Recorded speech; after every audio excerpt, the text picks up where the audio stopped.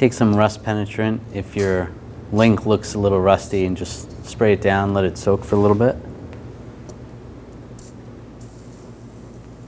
Take a 14mm socket, take these 2 bolts out.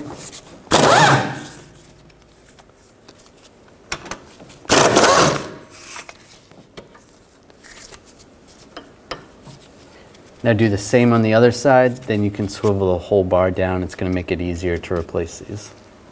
Take some locking pliers and just get in between here, in between the bar and the sway bar link. You could try to find a wrench that'll fit, but locking pliers sometimes works better. Lock it down. Take a 16mm socket and take this nut off.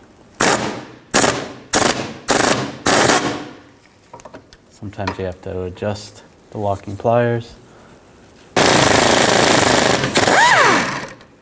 you go. Take the nut off. Take the locking pliers off.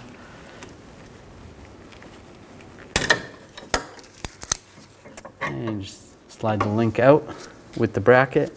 You can do the same for the top. Get the locking pliers behind and take the nut off.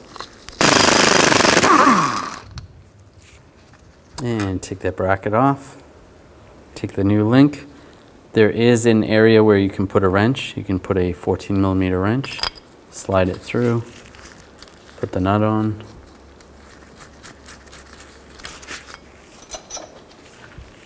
Take your 14mm wrench. Now I'll just tighten this up. Just get that snugged up for now. We'll torque it once it's in the vehicle. Now line this up through the sway bar and put the nut on. And same thing, you can get this snugged up for now. Then you want to do the other side.